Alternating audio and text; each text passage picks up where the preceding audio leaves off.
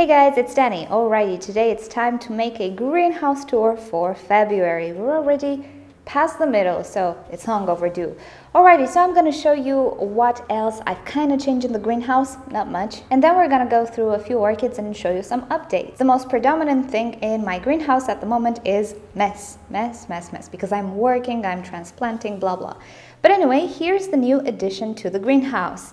It's a trash bin, but it's not designed for trash. This is my trash bin. This is actually designed to hold my osmosis water. Ta-da! This is so much better. If you remember, I used to have, 20 of these jugs spread around in all of my greenhouse. I tried to put them under the shelves. They weren't in my way, but they were so ugly. I really didn't like it.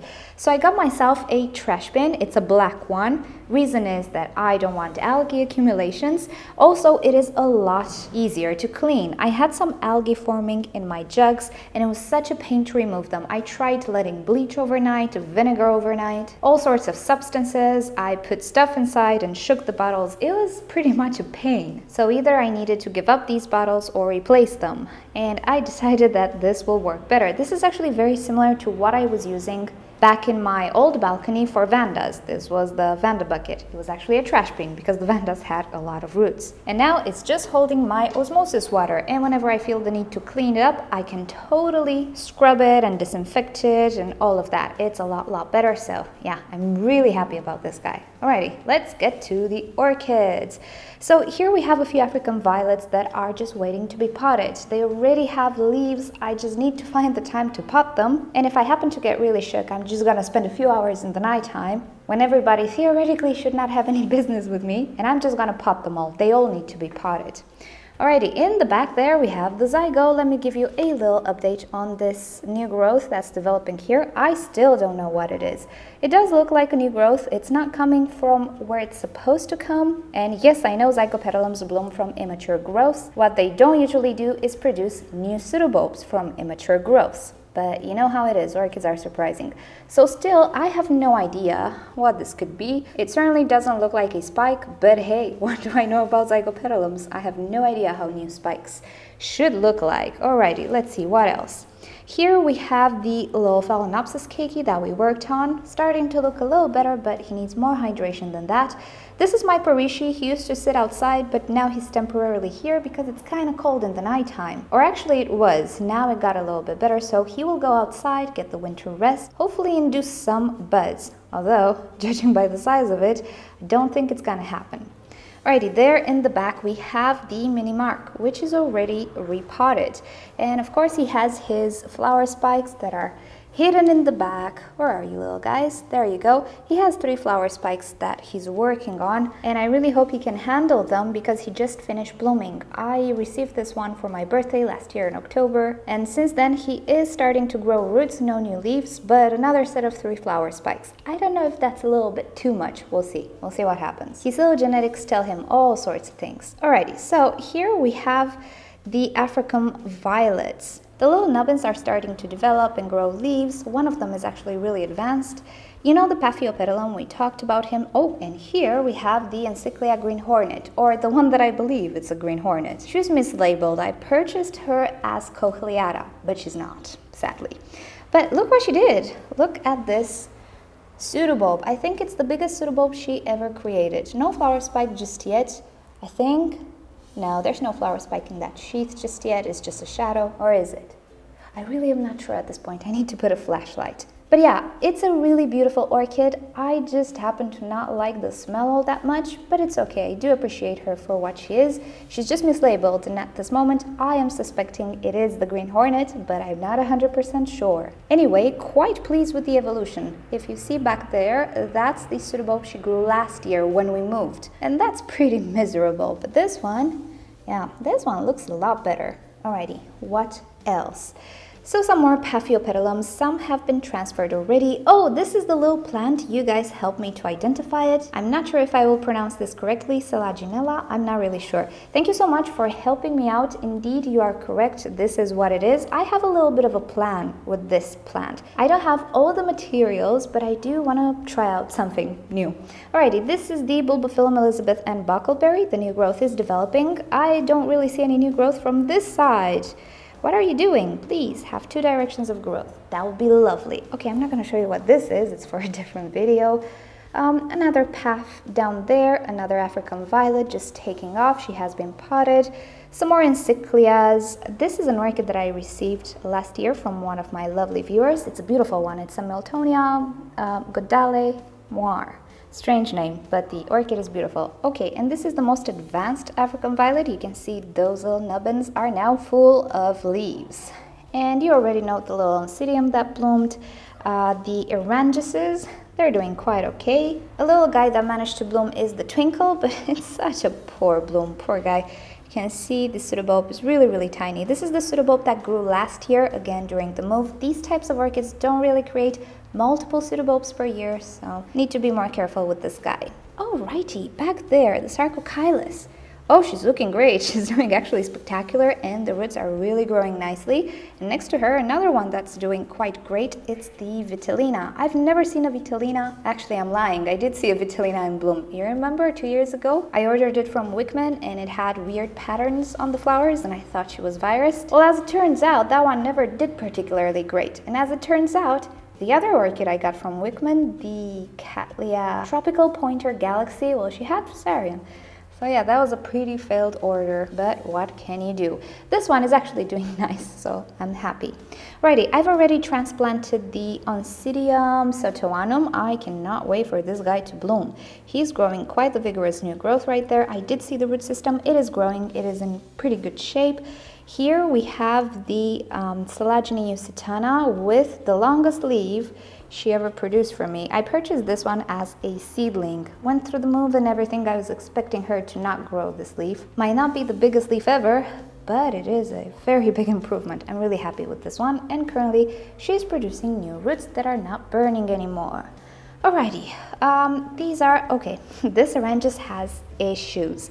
Ever since I purchased her, the leaves just get this damage that I don't know what it is. And it's not because of my current situation, current setup, salt buildup, drying buildup, whatever type of thing you might think of, because she has been doing this for the past 3 years. And I've had her mounted, I've had her potted. She went through all sorts of types of fertilizers, one better than the other, and now she's getting osmosis water, and still we get this damage. Alrighty, down here we have the Masdevallia, of course growing nicely. I saw something really interesting in IKEA. I didn't purchase it, but I will next time, because you know they have this section of damaged goods or returned or whatever.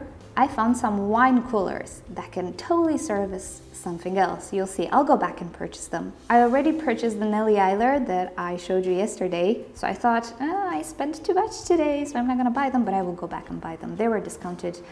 Some great addition to improve humidity and temperature. This is the weirdo, the Oncidiopsis Lazio. She's growing very, very well and blooming from the top of the pseudobulb. One of the flowers is kind of wonky. She's mutated. What can you do? The other one is looking okay.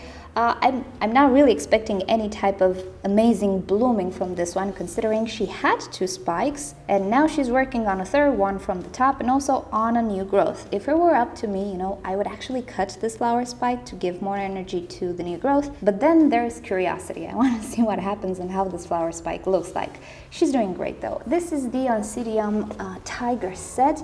I showed it to you in a different video. She has lovely roots. Let's see if I can get her out. There she goes. She grew quite the lovely roots.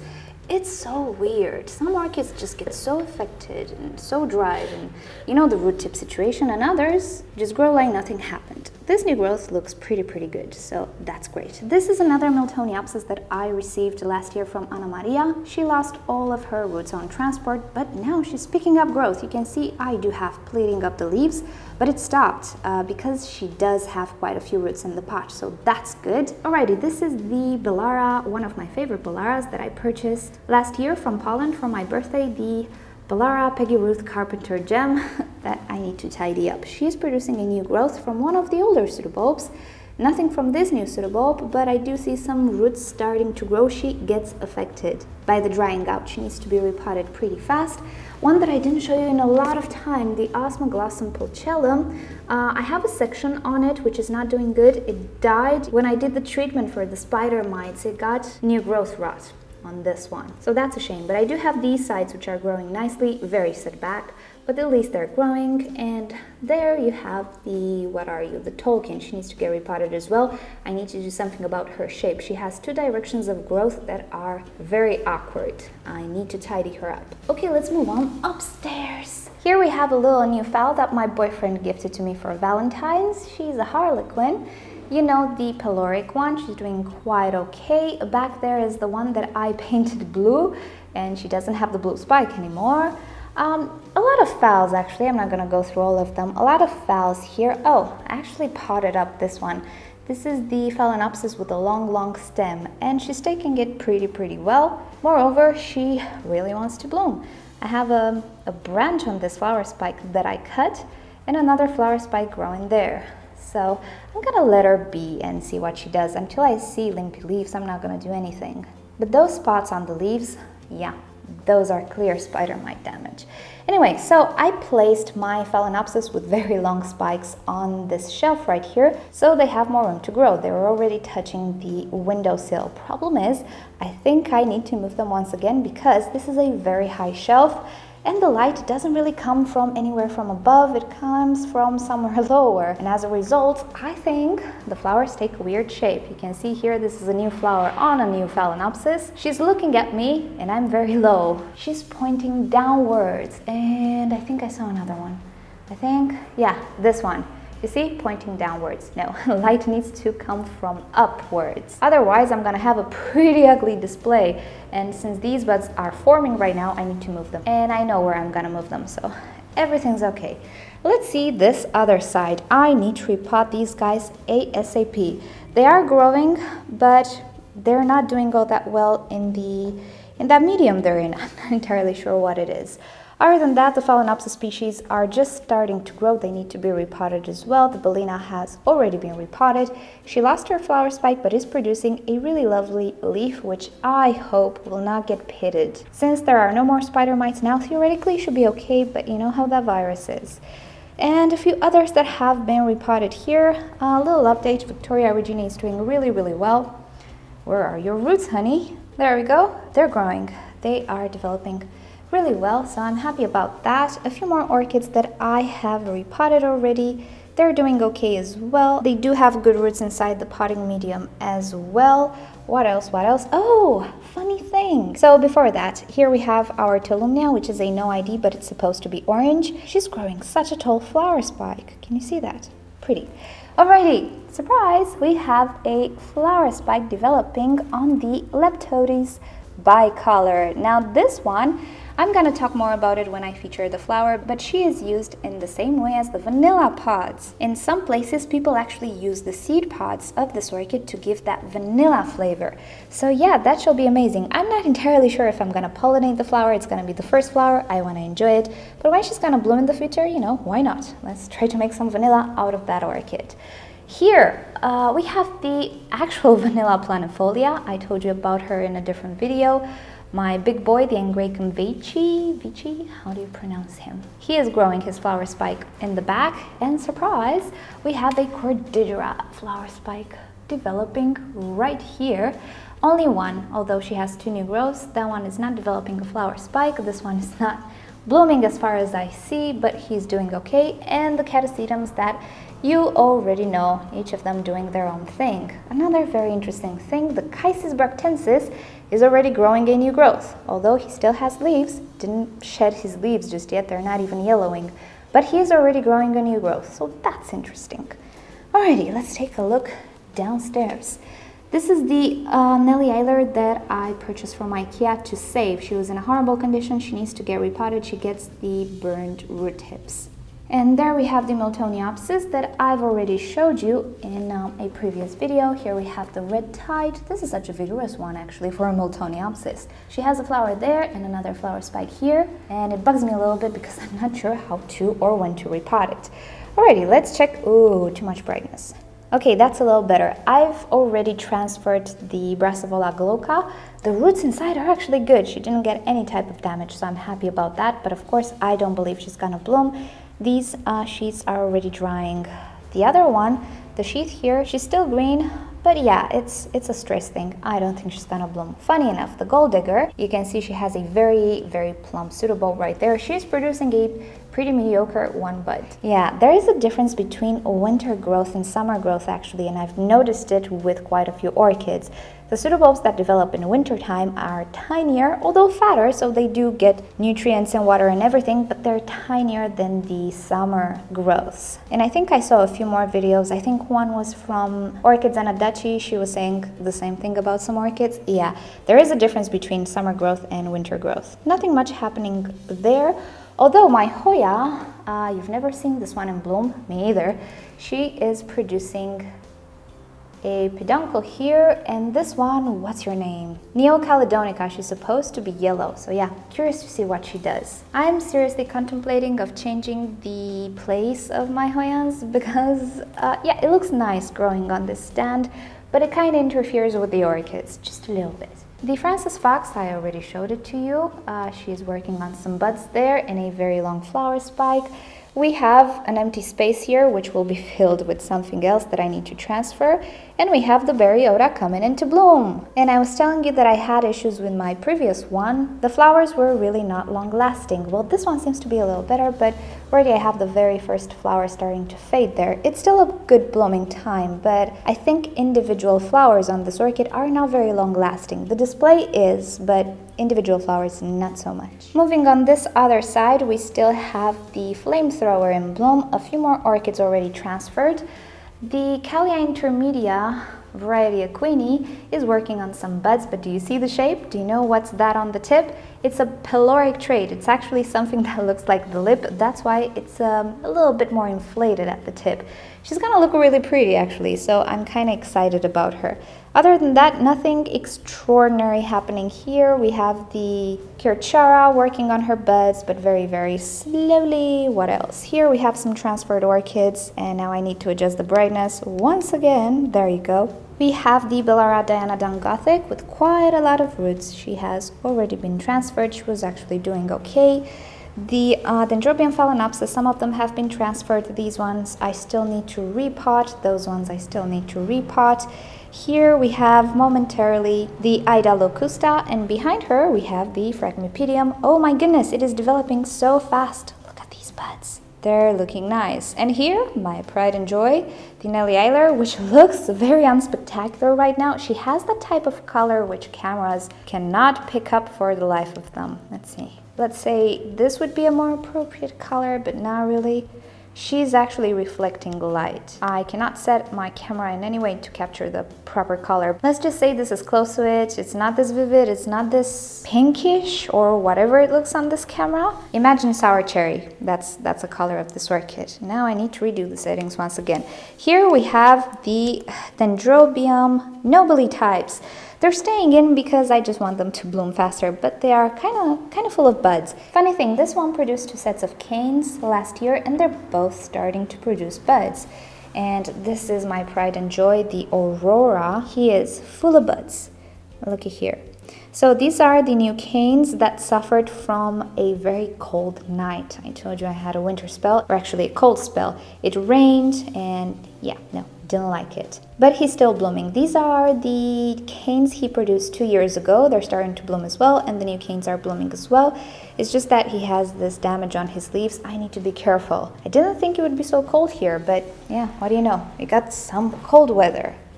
Here we have the Amethyst Aglow. Look at those buds. Aren't they gorgeous how they're displayed like that? Really pretty. Back there we have the Tolumnias. They have been transferred. Not doing much just yet. I need to check them. The Renanthera, the beautiful Folia that I received from Roger. A few more things back there, the Neo and all of those things. I already repotted some of these things. Looky here. That cute new little leaf. This one grew. Can you see that? Look how long this leaf was. It wasn't like that. So she's doing okay, and that's about it, kinda. Oh no, we have the phals. So as you can see, they're kind of growing into the window, and that's not okay. I need to move them. And I think I'm gonna move them on my coffee table for now, at least until the blooms develop, because my other shelf apparently is not a good solution. They are facing downwards when they bloom, and that's not funny. This is a recent phal. She's always been a little limpy ever since I purchased her. Not entirely sure why. but I repotted it. She started to grow roots, so that's okay. This is the one with the big lip, the first one that I got a few months ago. So I'm happy she's not trying to produce another flower spike, but actually growing some roots. And of course the Vandas are up there doing their thing, everybody's okay. So that's about it on the greenhouse tour this month. And I think I'm heading towards 200 orchids. I didn't do a head count in a lot of time, and I didn't show you some orchids in this video because I just received them. I want to save them for the mail video that will come pretty soon. And speaking about this, on the 25th, you guys are making the 60-second challenge, in which our colleagues here, the YouTube creators that do orchid videos, will present their orchid collection in 60 seconds. If you don't know the idea, just follow them, subscribe to them, and you'll see on the 25th.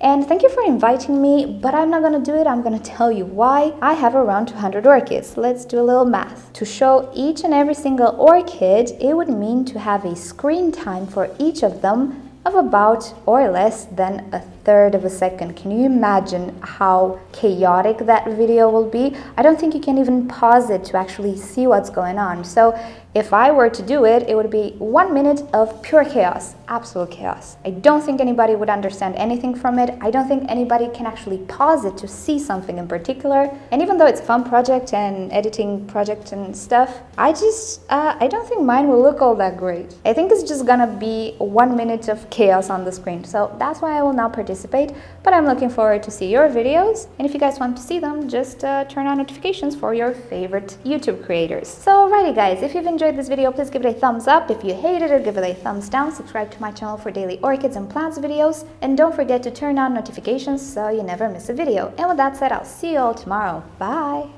But wait, I forgot to show you the fails. So here we have the Odontoglossum navium.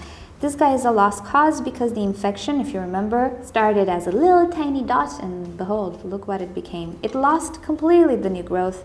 It has no chance. That's why I didn't even pot it up. It's the Dendrobium venustrum. Well, this has a few more chances. There were a few things that I really didn't like in that pollen order, but a few things that I really liked. So I have such mixed feelings. Guess it's a lottery. Whenever you buy orchids, you don't know what you're gonna get if you don't actually see the orchid.